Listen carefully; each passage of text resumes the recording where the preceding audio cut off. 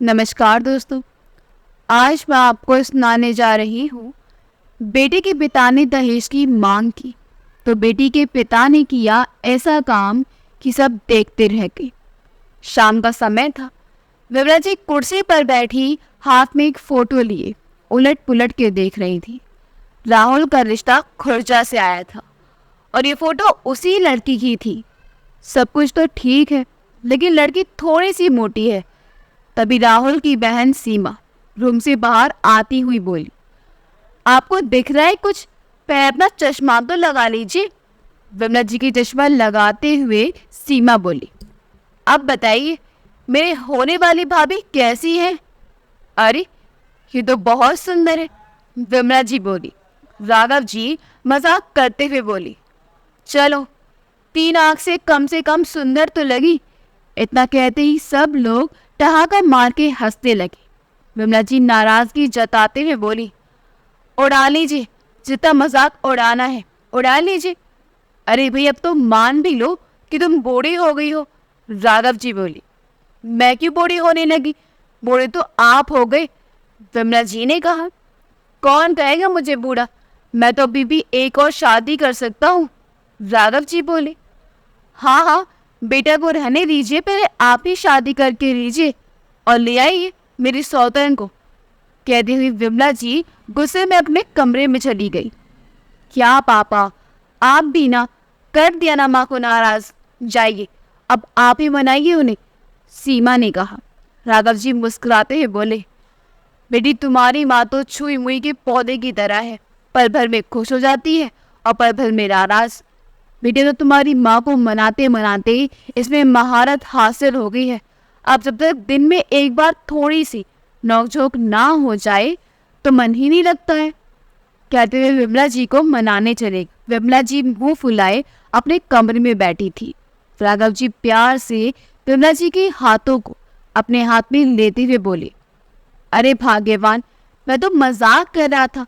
भला इस उम्र में मुझसे कौन शादी करेगी? और जिसके पास तुम्हारी जैसी सुंदर सुशील रूपवान गुणवती पत्नी हो तो उसे दूसरी शादी करने की आवश्यकता ही क्या है? विमला जी शर्माती हुई बोली, बस रहने दीजिए, ज्यादा मस्का मत लगाइए। अरे मस्का नहीं लगा रहा हूँ, मैं सच कह रहा हूँ। तुम्हारी जैसी ही किसी की पत्नी पूरे गांव में। राघव जी बोले, बस रहने दीजिए, आपसे भी कोई जीत सकता है क्या? कब निकल गए लड़की देखने? विमला जी ने कहा, सोच रहा हूँ कल दिन भी सोमवार है, सुबह में निकलेंगे तो शाम तक घर वापस भी आ जाएंगे। अरे मेरा सिल्क वाली शर्ट साफ है ना? हाँ, मैं तो शायद सीमा बेटी साफ की थी। राघव जी कमरे से ही जोर से आवाज लगाते हुए बोले, बेटी सीमा, मेरी सिल्क वाली शर्ट साफ कर, प्रेस भी कर देना, कल ही लड़की देखने जाना है।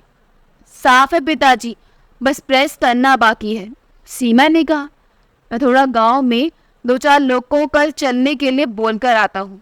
राघव जी ने विमला जी से कहा, हाँ जाइए, थोड़ा जानकार लोग को साथ ले लीजिएगा और लोगों के परिवार के बारे में सही से पता कर लीजिएगा। लड़की को थोड़ा चला कर देख लीजिएगा, परिवार सज्जन है या नहीं।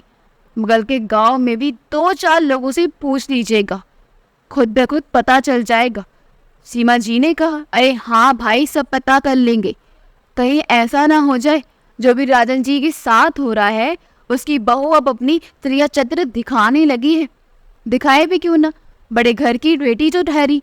कहती है मेरे पिताजी ने इतना रुपया जो दिया है मुझे काम ना करने के लिए दिया है। बेचारी गौरव की माँ घर के सारे काम करती है और बहू सुबह उठकर आईने के पास बैठी बैठी बस अपना मुंह ही निहारती रहती है। मुंह निहारने से फुर्सत मिले तब ना कोई काम करे। बेचारी गौरव की माँ करे भी तो क्या करे, बहू को कुछ कह भी नहीं सकती। बीच में ही राघव जी बोले, बात भी तो सही है, राजन भाई को बहू नहीं दहेज चाहिए था, उन्होंने तो अपने बेटे की शादी दहेज से करवाई है, अब उसका फल तो भुगतना ही पड़ेगा। हाँ जी, आप सही बोले। वह जो एक रिश्ता आया था बगल के गांव से, बेचारी कितनी सुशील थी, बेचारी के पिता नहीं थे। या तो दहेज कम मिलने के कारण शादी नहीं हुई और या तो बैग भर भर के रुपया मिला दहेज में।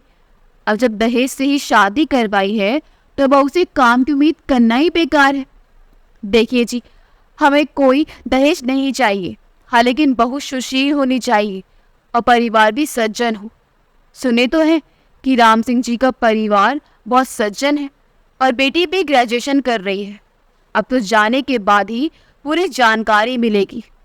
ठीक है, अब मैं थोड़ा गांव में कुछ लोगों को कहकर आ जाता हूँ, कहते हुए राघव जी गांव की ओर चल दी।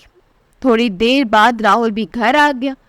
सीमा, मेरी प्यारी बहनिया, एक गिलास पानी पिला दो, राहुल ने सीमा से कहा। सीमा पानी का गिलास राहुल को पकड़ाते हुए बोली, भैया एक बात जानते हैं, जब तक तुम बताओगी नहीं तो मैं कैसे जान पाऊंगा? राहुल ने कहा। आप जरा सोचिए तो, क्या बात हो सकती है? सीमा बोली। अब ज्यादा गोल गोल मत घुमाओ, बात क्या है बताओ, राहुल चिढ़कर बोला। आप हार गए ना, नहीं पता कर पाए ना, राहुल छेड़ते हुए सीमा बोली। तुम्हारा रिश्ता आया होगा और क्या, राहुल ने कहा। सीमा शर्माते हुए बोली, भैया आप भी ना। फिर दोनों हंसने लगे। मेरा नहीं, आपका रिश्ता आया है, सीमा ने कहा। कहाँ से आया है, राहुल ने पूछा। वो भैया खुर्जा से आया है, ये देखिए मेरी होने वाली भाभी की फोटो, घर में सबको पसंद है, दूसरी वाली फोटो देते हुए बोली, जो सीमा की एक सहेली की फोटो थी और वह देखने में बहुत ही सांवली थी।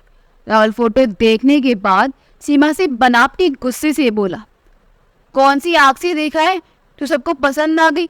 देखो ना भैया कितनी सुंदर है, सीमा चिढ़ाते हुए बोली। बड़ी बड़ी आंखें हैं, मोटी मोटी नाक, और बस बस रहने दे, बहुत तारीफ कर ली, कहता हुआ गुस्से से अपने कमरे की ओर जा ही रहा था कि तभी सीमा दूसरी वाली फोटो राहुल की ओर बढ़ाती हुई बोली, और ये वाली कैसी है? राहुल सीमा से छिपा की फोटो लेकर देखने लगा। वाकई लड़की बहुत सुंदर थी। अब राहुल सीमा को घूरे जा रहा था और सीमा राहुल को मुस्कुराते हुए देख रही थी।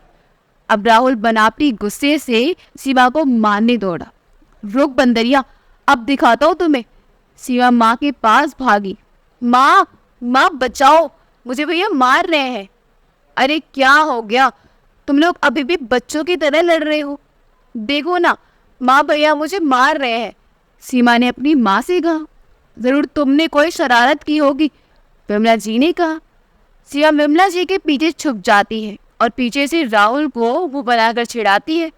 ऐसे राहुल अपनी बहन से बहुत प्यार करता है और सीमा की ये बचकानी हरकत और भी अच्छी लगती थी।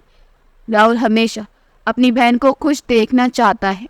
बेटा राहुल, तुमने वह फोटो देखी, लड़की कैसी लगी? विमला जी ने पूछा। माँ देखने में तो ठीक ही है, कितनी पढ़ी लिखी है, राहुल ने कहा। सीमा बीच में ही बोल पड़ी। भैया भाभी खुर्जा कॉलेज खुर्जा से ग्रेजुएशन कर रही हैं, राहुल हंसते हुए बोला। अरे पगली, अभी रिश्ता ही आया है, शादी नहीं हुई, सीमा उतावलेपन में बोली। हाँ तो शादी भी हो जाएगी, मुझे तो भाभी बहुत पसंद है और मैं तो उसे भाभी ही कहूँगी, विमला जी हंसते हुए बोली। तुम्हारा जो जी चाहे वही बोलो, तो वो कोई रोक सकता है क्या? अब जाओ दीपक जला दो। सीमा मुस्कुराती हुई दीपक जलाने चली गई। बेटा, कल ही तुम्हारे पिताजी लड़की देखने खुर्जा जा रहे हैं, माँ पिताजी के साथ, और कौन कौन जा रहा है? राहुल ने पूछा। पता नहीं बेटा, तेरे पिताजी तो कह रहे हैं कि गांव से 2-4 लोगों को और साथ ले जाएंगे, नाम तो नहीं बताई कौन कौन जा रहा है। माँ, मंजू का पति भी जा रहा है ना? हाँ, सीमा ने उसे कॉल करके बता दिया है, सुबह 9 बजे के लगभग वो भी आ जाएगा। माँ पिताजी को कहना ठीक से देख लेंगे परिवार ठीक है कि नहीं, नहीं तो बाद में गौरव की पत्नी जैसा हाल ना हो जाए। वैसे तो उन लोगों से मैं भी 1-2 बार मामा जी के यहाँ शादी में मिले हैं। बेटा, मैंने तो कह दिया है कि ठीक से पता करने के लिए अगल बगल से भी पता करे। सुना तो है कि उसका परिवार बहुत सज्जन है, लड़की भी सुशील ही है, तुम्हारी मामी की दूर का रिश्तेदार है और लोगों का उनके यहाँ आना जाना लगा रहता है, इसलिए अच्छी तरह से पूरे परिवार को जानती है। बाकी तो जाने के बाद ही पता चलेगा, अपनी आँख से देखने के बाद ही सब क्लियर हो पाएगा। मैं तो कहती हूँ कि बेटा तू भी साथ चला जा, अपनी आँख से देख लेगा तो और भी अच्छा रहेगा। तुम्हारी मामी तो कह रही थी कि राहुल को भी साथ भेज दीजिएगा। विमला जी ने कहा, नहीं माँ, जब पिताजी और मंजू का पति राजेश जी जा रहे हैं तो फिर मुझे जाने की क्या जरूरत है। राहुल ने कहा, ठीक है बेटा, जैसी तुम्हारी मर्जी। सीमा बगल से दीपक जलाती हुई गुजर रही थी। दोनों की बात सुनते हुए बोली, भैया का तो जाने का खूब मन है, लेकिन बेचारे शर्म से नहीं कुछ बोल पा रहे हैं। राहुल बनावटी गुस्से से बोला, ये बंदरिया कभी नहीं सुधरेगी। माँ, लगता है अब सीमा की भी शादी करके मंजू की ही तरह जल्दी ससुराल भगाना पड़ेगा। सीमा गुस्से में बोली, नहीं करनी वो शादी वादी, देखती हूँ मुझे कौन भगाता है। विमला जी सीमा से बोली, बेटा, बेटी तो पराया धन होती है, एक न एक दिन पिता का घर छोड़ पिया के घर जाना ही पड़ता है। सीमा पैर पटकती हुई बोली, मुझे नहीं जाना है कहीं। ठीक है पगड़ी, तू कहीं मत जाना, तू हमेशा यही मेरे पास ही रहना, कौन तुम्हें भगा रहा है। कहते हुए विमला जी खाना पीने बनाने चली गई। रात हो गई थी, राघव जी भी घर आ गए थे। सबने साथ खाना खाया और सोने चले गए। सुबह सीमा ने जल्दी जल्दी सबके लिए नाश्ता बनाया। नाश्ते के टाइम तक मंजू का पति राजेश भी आ चुका था। फिर सबने मिलकर नाश्ता किया और निकलने वाले थे कि तभी राहुल ने राजेश जी को साइड में बुलाकर कहा कि सब लोग तो बुजुर्ग ही जा रहे हैं, इसलिए अब आपकी जिम्मेदारी है, ठीक से देख लीजिएगा, कोई अच्छा खाना पीना देखकर फिसल नहीं जाएगा। भैया जी, आप चिंता मत कीजिए, मैं उसे ठहला बुला के यदि जरूरत पड़ी तो दौड़ा कर भी देख लेंगे। राहुल हंसता हुआ बोला, बस बस, उसकी आवश्यकता नहीं है, अब आप जा ही रहे हैं, मुझे कोई चिंता नहीं रही। फिर ठीक है, अब निकलिए, नहीं तो आप यहीं रह जाओगे। दोनों फिर हंसने लगे। सब लोग गाड़ी में बैठे और निकल गए। लड़की देखने खुर्जा। जैसे ही गाड़ी राम सिंह जी के दरवाजे पर पहुंची, राम सिंह जी दरवाजे पर ही बैठे हुए थे। उन्होंने सबका अभिनंदन किया। फिर सब लोग गाड़ी से उतरकर हाथ मुंह धोकर अपनी अपनी कुर्सी पर बैठ गए। और कहिए राघव जी, आने में कोई तकलीफ तो नहीं हुई ना? राम सिंह जी ने पूछा। नहीं नहीं राम सिंह जी, कोई तकलीफ नहीं हुई। थोड़ी देर बाद चित करने के बाद रिश्ता भी आ गया। फिर सब लोगों ने चाय नाश्ता किया। अब बारी आ गई लड़की देखने की। राम सिंह जी घर के अंदर गए और दीपा की माँ को कुछ समझाकर वापस आ गए। थोड़ी ही देर में दीपा सहेलियों के साथ पान सुपारी एक ट्रे में लिए हुई सर को झुकाए भारतीय नारी की तरह छोटे छोटे कदमों को आगे बढ़ाती हुई सब लोगों के बीच में आई। आने के साथ दीपा ने सबको प्रणाम किया और बगल में खड़ी हो गई। राघव जी ने बैठने का इशारा किया तो दीपा भी बगल वाली कुर्सी पर बैठ गई। फिर कुछ नॉर्मल सवाल जवाब दीपा से किए गए। दीपा भी बड़ी हिम्मत से सबका जवाब दे रही थी। अंदर से तो बहुत डरी हुई थी, फिर भी हिम्मत बनाए रखी। कुछ देर बाद राम सिंह जी का इशारा करने पर दीपा सबको पुनः प्रणाम करती हुई वापस चली गई। थोड़ी देर ऐसे ही बातचीत चलती रही। तब तक खाना भी बन गया था। सबने खाना खाया। हाथ मुंह धोने के बाद सबने पान सुपारी खाई। कुछ लोगों ने सौंफ इलायची खाई। फिर थोड़ी देर आराम करने लगे। राघव जी पान चबाते हुए राम सिंह जी से बोले, बिटिया तो हमें बहुत अच्छी लगी और आप लोगों ने राहुल को तो देखा ही है, यदि अच्छा हो तो दोबारा भी देख सकते हैं। वैसे भी हम लोग पुराने रिश्तेदार तो हैं ही। क्या बात कर रहे हैं राघव जी, राहुल बाबू को तो बहुत बार देखा है और दीपा की माँ भी अच्छी तरह से जानती है। बाकी हम लोगों का आना जाना तो लगा ही रहेगा। अब आप लोग बताइए कि मेरी बेटी कैसी लगी आपको? यदि राहुल बाबू भी देखना चाहें तो देख सकते हैं। अरे नहीं नहीं, उसकी आवश्यकता नहीं पड़ेगी, हम लोगों ने देख तो लिया होगा। अभी इतना आगे ज़माना नहीं चला गया है कि लड़का लड़की खुद पसंद करने लगे। हम लोगों के मरने के बाद भले ही वो लोग कुछ भी करें। मजाकिया लहजे में राघव जी बोले, हम लोगों के रहते हुए लड़का लड़की खुद देखकर शादी विवाह करे, इतना भी खराब समय नहीं आ गया। इतना सुनते ही सब लोग ठहाका मारकर हंसने लगे। ठीक है राघव जी, जब लड़का लड़की दोनों पक्ष को पसंद है तो बस फाइनल कर ली जाए। हाँ बिल्कुल, बात पक्की हो जाए। तो और अच्छी बात है। आप ही बताइए राघव जी, क्या लेंगे? भाई, आप तो लड़का वाले हैं और हम तो ठहरी लड़की वाले। हमसे जितना बन सकेगा ज़रूर करेंगे। राघव जी कुछ सोचते हुए बोले, राम सिंह जी, मेरा बेटा शिक्षक है, इसलिए दहेज तो लेंगे ही। राघव जी के मुंह से दहेज देने की बात सुनकर राम सिंह जी मन में सोचने लगे कि इन्होंने तो अपनी बड़ी बेटी की शादी में अच्छी खासी दहेज दिया था। बेटा शिक्षक भी है, पता नहीं कितनी मांग करेंगे। उधर दरवाजे के पीछे से छुपके से सुन रही दीपा की माँ भी बहुत घबराई हुई थी। वह भी सोच रही थी पता नहीं कितने दहेज की मांग देंगे, पता नहीं दे पाएंगे कि नहीं। लड़का अच्छा है, परिवार भी अच्छा है और जाना पहचाना भी है। कहीं ज़्यादा दहेज मांग लिया और हम लोग नहीं दे पाए तो इतना अच्छा रिश्ता भी हाथ से चला जाएगा। फिर बहुत ढूंढना पड़ेगा अच्छा रिश्ता। ऐसे दोनों पति पत्नी के मन में बहुत सारे निराशवादी ख्याल आ रहे थे। चाहे जो भी हो, ज़मीनी क्यों ना बेचनी पड़े, बेच देंगे, लेकिन बिटिया की शादी ज़रूर होगी। तभी राघव जी बोल पड़े, राम सिंह जी, हमें आपसे दहेज में आपकी सबसे कीमती वस्तु चाहिए। राम सिंह जी सुनते ही सन्न रह गए और अब उनके मुंह से आवाज़ नहीं निकल पा रही थी। सोच रहे थे कि पता नहीं कौन सी कीमती वस्तु चाहिए राघव जी को। दीपा की माँ भी मन में सोच रही थी कि बहुत बड़ी दहेज लोभी है। बेटा एक सरकारी नौकरी क्या हो गया जो जी में आए मांग लिया दहेज में। ये भी नहीं सोच रहे कि बेटी वाले कहाँ से दे पाएंगे इतना दहेज। चाहे बेटी वाले बिके क्यों ना जाए, पहले तो दहेज चाहिए। हम तो बहुत अच्छा समझ रहे थे इन लोगों के परिवार को, पर ये भी सबकी तरह दहेज लोभी ही निकले। पता नहीं अब कितना मांगेंगे और कौन सी कीमती वस्तु चाहिए इन्हें। दोनों पति पत्नी के मन में बहुत सारी बातें चल रही थी कि तभी राघव जी बोले, राम सिंह जी, हमें दहेज के रूप में आपकी बेटी चाहिए। राम सिंह जी राघव जी का मुंह आश्चर्य से देख रहे थे।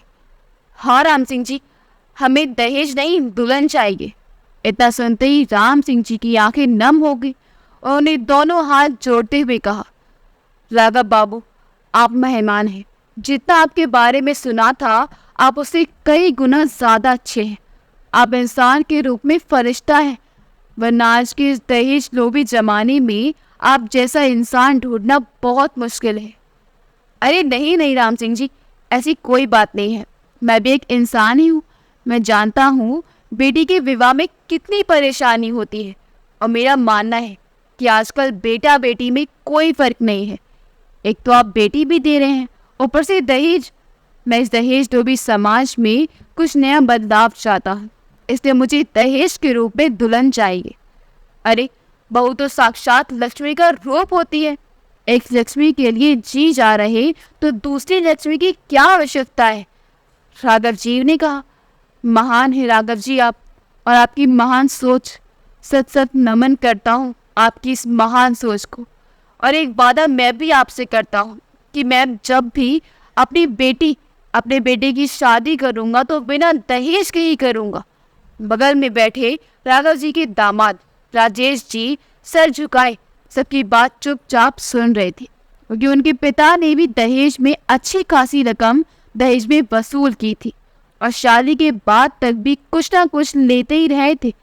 दोनों के समधी बनने पर लोगों ने खूब तालियां बजाईं और दोनों को खूब बधाइयाँ दी।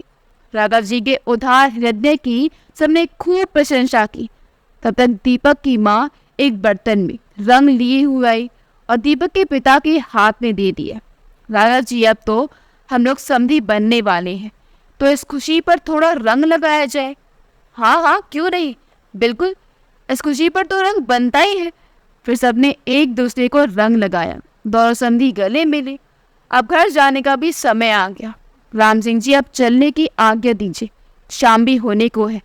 राघव जी ने कहा, मैं तो कहता हूँ कि आज यहीं रह जाती तो और भी ज़्यादा अच्छा होता। राम सिंह जी ने हाथ जोड़कर कहा, अब तो आना जाना लगा ही रहेगा। आप पंडित जी से मिलकर दिन बता दीजिएगा शादी का, जो आपको अच्छा लगे। राघव जी ने कहा, ठीक है राघव जी, मैं कल ही जाता हूँ पंडित जी के यहाँ और एक अच्छा सा दिन निकलवा कर आपको बताता हूँ। राघव जी, विदा लेकर घर की ओर निकल गए। राघव जी को अपने घर पहुंचते पहुंचते काफी रात हो गई। सब लोग गाड़ी से उतरे और अपने अपने मुंह हाथ धोए। राघव जी बरामदे पर रखी एक लकड़ी की कुर्सी पर बैठ गए। वही साथ में विमला जी भी बैठी थी। विमला जी दीपा के बारे में पूरी जानकारी लेने लगी। इस पूरी कहानी को राहुल भी दूर से ही सुन रहा था। ऐसा लग रहा था जैसे राहुल को सुन ही नहीं रहा हो। पिता के द्वारा सुनाई गई सारी बातें, दीपा और उसके माता पिता के बारे में राहुल सारी बातें नहीं सुना सका था, क्योंकि ज्यादा दूर खड़ा होने के कारण से इसे सुन नहीं पा रहा था। इसे उसे लग रहा था कि कुछ और इसके विषय में क्यों न जाना जाए, और ज्यादा गहराई में तो पिताजी से पूछ भी तो नहीं सकता था। इसने अपने बहनोई राजेश जी के पास बैठा और बड़े प्यार से इस घर की बात से शुरुआत की। लेकिन राजेश जी तो समझ रही थी कि बात तो कुछ और ही जाननी है भाई साहब को, लेकिन सीधे बता नहीं रहे हैं। क्यों ना थोड़ा और मैं भी मजा लूँ। इसलिए राजेश जी भी दीपा के विषय में छोड़ बाकी सब बातें किए जा रहे थे और दीपा के बारे में कुछ नहीं बता रहे थे।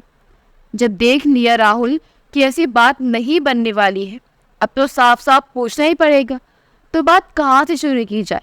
राहुल ने दीपा की माँ पिताजी के बारे में पूछने उचित समझा। क्यों ना यहीं से शुरुआत करें। अच्छा राजेश जी, उसके माता पिता सबका अच्छा व्यवहार कैसा है? अच्छा तो है ना?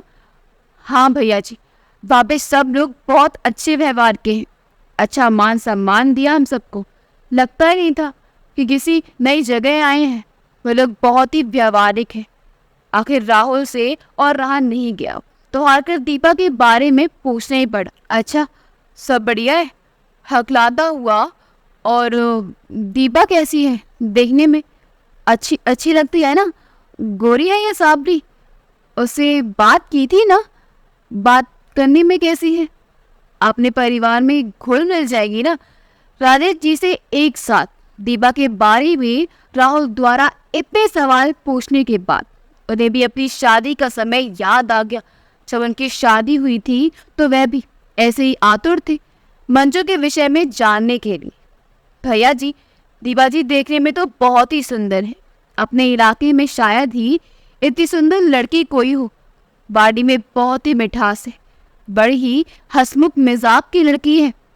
बहुत ही सुशील और सज्जन है। जब खाना पीना खाने के बाद बाबूजी दरवाजे पे बात कर रहे थे तो वह उस टाइम आंगन में दीपा जी से मिलने आया, तो ऐसा लग ही नहीं रहा था कि मैं उसे पहली बार मिल रहा हूँ। खुले विचार की बहुत ही समझदार लड़की है। कोई भी बात करती है तो लगता है बात ही सोच समझ कर बोल रही हूँ। राहुल बड़े ध्यान से राजेश जी की सारी बातें सुन रहा था। राहुल मन ही मन बहुत प्रसन्न था, जो उसके चेहरे पर साफ दिख रहा था। फिर राहुल बोला, अच्छा राजेश जी, पढ़ाई लिखाई के बारे में कुछ बताइए। भैया जी, ग्रेजुएशन खुर्जा कॉलेज खुर्जा से कर रही है। अभी 3rd पार्ट में है। शायद ज्योग्राफी ऑनर्स ले रखी है। आते वक्त मैं उनकी मम्मी से घर वाला नंबर भी ले आया हूँ। मैंने कहा घर के सभी लोग दीपा से बात करेंगे, यदि आपको भी चाहिए तो ले सकते हैं। राहुल की इच्छा तो बहुत थी, लेकिन शर्म के मारे उन्होंने साफ इनकार कर दिया कि शादी से पहले कोई बात नहीं करनी है।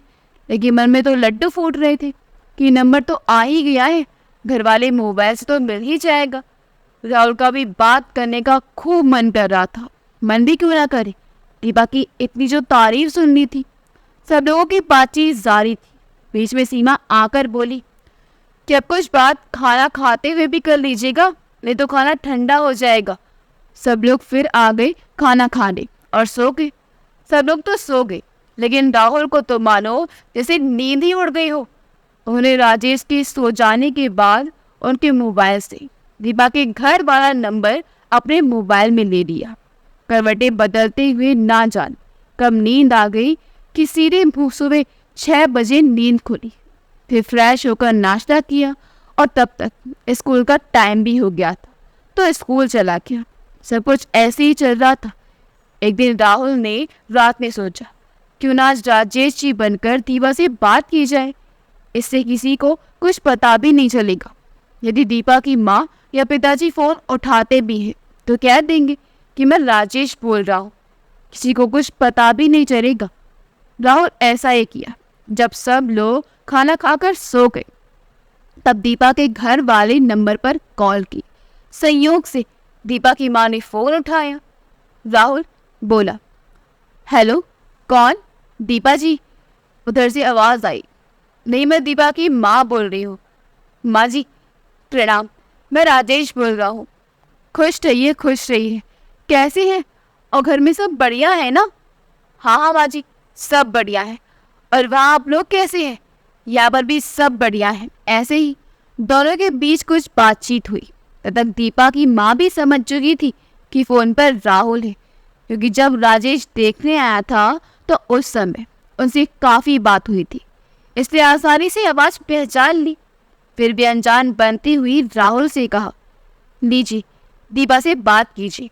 राहुल तो बहुत खुश हो गया कि कहने की आवश्यकता ही नहीं पड़ी, लेकिन उसे क्या पता था कि उसका राज खुल चुका है। राहुल के मन में तो घी के लड्डू फूट रहे थे। फोन दीपा को देती हुई बोली, लो राजेश, बाबू का फोन है।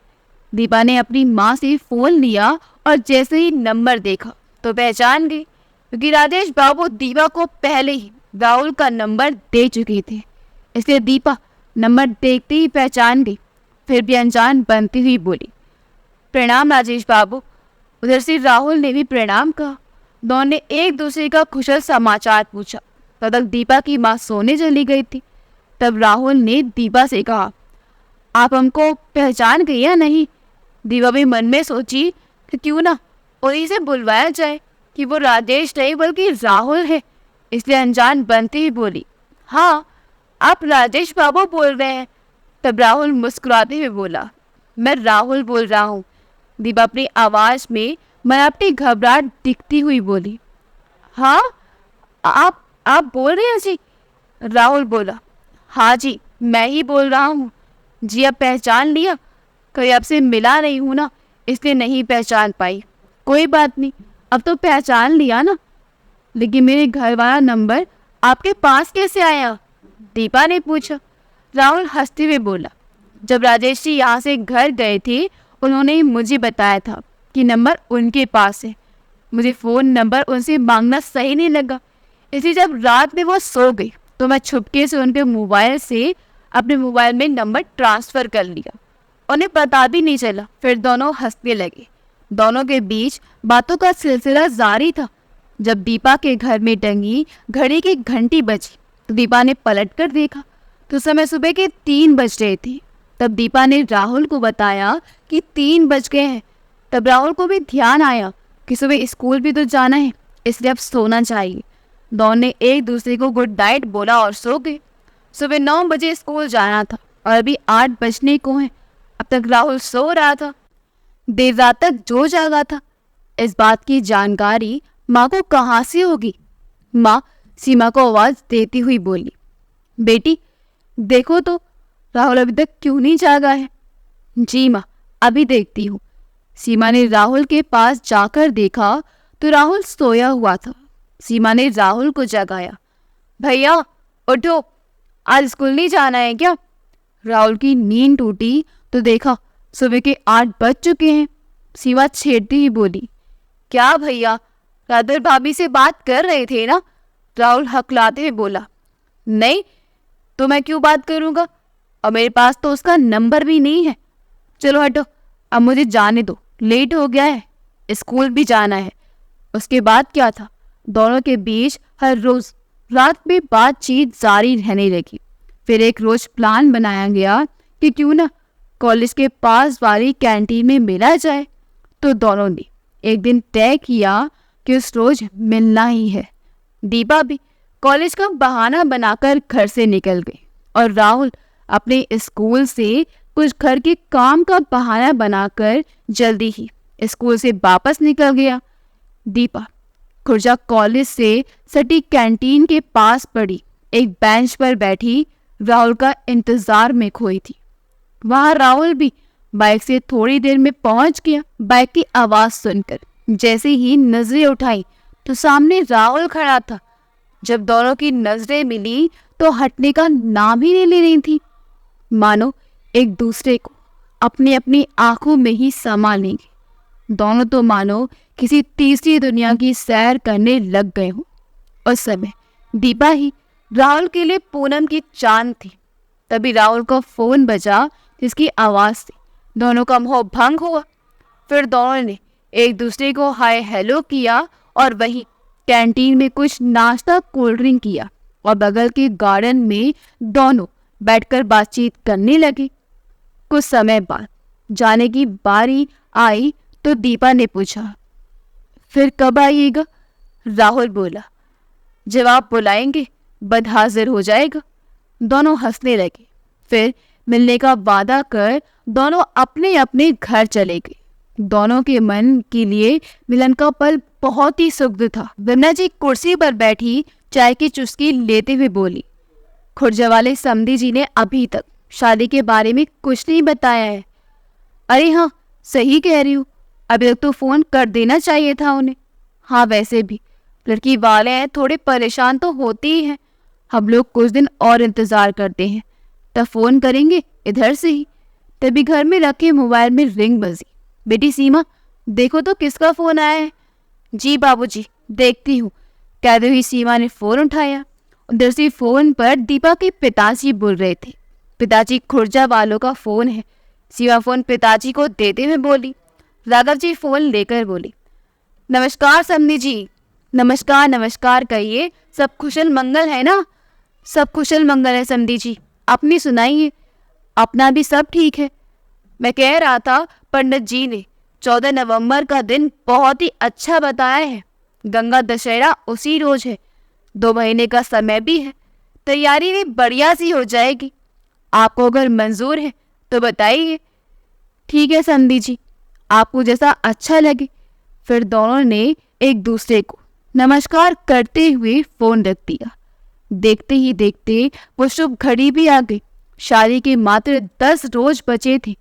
राहुल की माँ ने अपनी बहू दीपा के लिए अच्छे अच्छे गहने बनवाए, बढ़िया बड़ी साड़ियाँ खरीदी और वो चाहती थी उसकी बहू सबसे अच्छी साड़ी पहने और जो सबसे लेटेस्ट मॉडल के गहने हों उसकी बहू ही पहने। वो आखिर चाहे भी क्यों ना, इकलौती बहू जो बनने वाली थी। दोनों तरफ लगभग सारी तैयारियां हो ही चुकी थी। आज शाम में बारात निकलनी थी। सुबह से सब लोग पूरे व्यस्त थे। लगभग सारी तैयारियां पूरी हो चुकी थी। बारात निकलने ही वाली थी। सिर्फ दूल्हा के पिताजी का इंतजार हो रहा था। राघव जी घर में कुछ ढूंढ रहे थे। विमला जी थोड़ी हड़बड़ाहट में बोली, अब आपको क्या खो गया है? सब निकल रहे हैं, आप क्या ढूंढ रहे हैं? विमला जी बोली, अरे भाग्यवान, मेरा जूता नहीं मिल रहा है।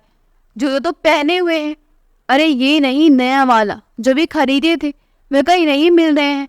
विमला जी हंसती हुई बोली, ऐसा लग रहा है कि शादी आपके बेटे की नहीं आपकी होने वाली है। पूरे दूल्हे की तरह सज गए हैं। कहते हैं ना, बूढ़ी घोड़ी लाल लगाम, वही हाल है आपका। अरे भाई, लड़का वाले हैं, थोड़ा ठाट भाट में तो रहना ही पड़ेगा ना। अब थोड़ी मदद भी करो दो ढूंढने में, या खड़ी खड़ी तमाशा देखती रहोगी? अरे ढूंढ रही हूँ बाबा। ये क्या है, देखिए बगल में रखा हुआ है। अरे भाई, हड़बड़ी में थोड़ा गड़बड़ी हो तो हो ही जाती है ना। लीजिए, अब जल्दी पहन कर लीजिए और अब ज़्यादा लेट मत कीजिए। अब आपका इंतज़ार कर रहे हैं सब। हर हर महादेव के नहाने के साथ बारात ने प्रस्थान किया। बारात खुर्जा पहुंचने वाली ही थी तो लगभग 1 किलोमीटर पहले कुछ बाराती गाड़ी से नीचे उतर गए और नाचते गाजते दरवाजे तक पहुंचे। बाहर कुछ प्रोग्राम हुआ। बाकी बाराती लोग दरवाजे पर रखी कुर्सी पर बैठ गए। चाय नाश्ता के बाद जयमाला की बारी आ गई। दोनों लड़का लड़की के हाथों में एक एक माला दी गई। फिर जयमाला संपन्न हुई।